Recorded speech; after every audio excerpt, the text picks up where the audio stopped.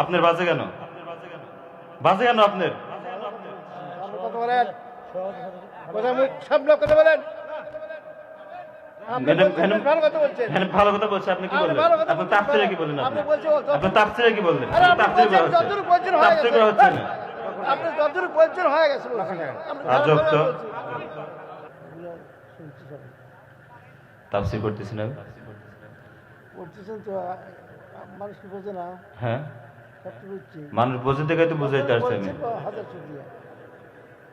বলতেছি তো, আমি কি কোন খারাপ কথা বলছি? হ্যাঁ, আমি কোরআন থেকে বলতেছি না কথা। ভয় মানে কি? একজন মানুষ আল্লাহকে ভয় করবে, সে কখনো বেপরদায় চলবে না, এটাই তো। একজন মানুষ আল্লাহকে ভয় করবে, সুদ খাবে না। একজন মানুষ আল্লাহকে ভয় করবে, মানুষের অর্থ সম্পদ মেরে খাবে না, এটাই তো আমি বলতেছি, নাকি বলেন? আমি অন্য কোনো কথা বলছি? আপনার বাজে কেন? বাজে কেন আপনার? কথা বলেন, কথা মুখ সামনে কথা বলেন। ভালো কথা বলছেন, ভালো কথা বলছে। আপনি কি বললেন? আপনি তাফসীরে কি বললেন? আপনি তাফসীরে কি বললেন? যতটুকু বলছেন হয়ে গেছে। হচ্ছে না।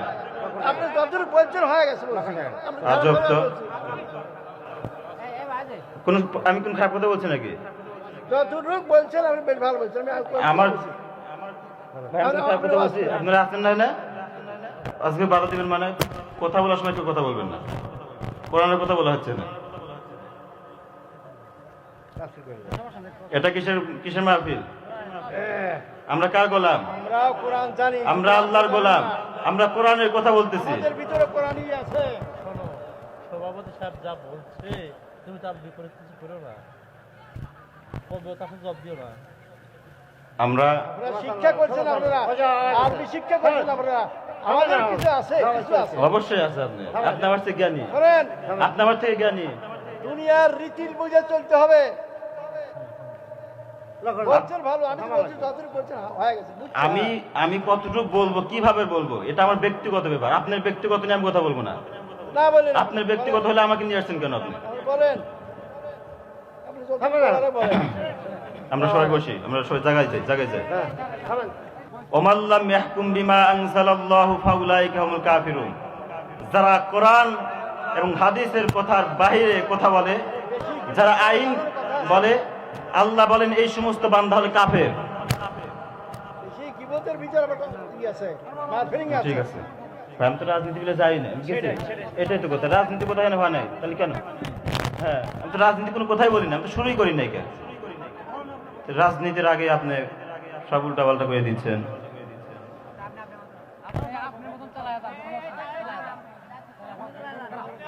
আমি যদি কেচ্ছা গায়ে যাই তাহলে বলবে হুজুর সাহেব কেচ্ছা গাইছে, তাই না? এইগুলো আমাদের পূর্বে ছিল। পূর্বে আমরা অনেক কষ্ট করে রক্ত খননের মাধ্যমে আমরা নতুন করে বাংলাদেশ পেয়েছি। নতুন করে আমরা বাংলার জমিনে এরকম কোন দুশ্মনকে আর দেখতে চাই না। কথা বলেন ঠিক কিনা? অতীতেও দেশটারে জ্বালাইয়া গেছেন যুবক ভাইয়া, তারা আমাদের দেশটারে নষ্ট বানাইয়া গেছেন। নতুন করে এই দেশটারে আমরা সুন্দর করে সাজাইছি, সাজানোর চেষ্টায় আছি। যদি রক্ত দিতে হয়, জীবন দিতে হয়, হাজার হাজার রক্তের বিনিময়, জীবনের বিনিময় বাংলার জমিনে ইহুদি খ্রিস্টানপন্থী যারা আছে এদেরকে জুতা পিটা করে বাংলার জমিন থেকে তাড়িয়ে দিতে রাজি আছেন? কারা? দুটি হাত আল্লাহকে দেখা দেয়। নারায়ে তাকবীর, নারায়ে তাকবীর।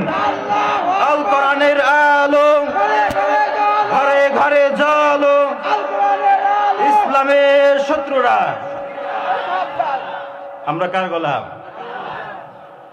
অতীতেও জ্বালায় গেছে, নতুন করে আমরা কাউরে জ্বালাইতে দিব না। যুবক ভাইরা, কঠিন থেকে কঠিন হতে হবে আপনাদের, ইমানই পাওয়ার জাগরণ হতে হবে। দেশে আগুন লাগাইয়া জনতারে জ্বালাইয়া পালাইয়া ছাইরা গেলি ঢাকা, গণভবনটায় আগুন ফাঁকা বুবুরে, গণভবনটায় আগুন ফাঁকা। ঠিক কিনা? তুমি অধিকারের কথা বললে বলেছিলে রাজাকার, জনগণ বুঝে গেল তুমি বড় স্বৈরাচার। তুমি অধিকারের কথা বললে বলেছিলে রাজাকার, জনগণ বুঝে গেল তুমি বড় স্বৈরাচার, ঠিক কিনা?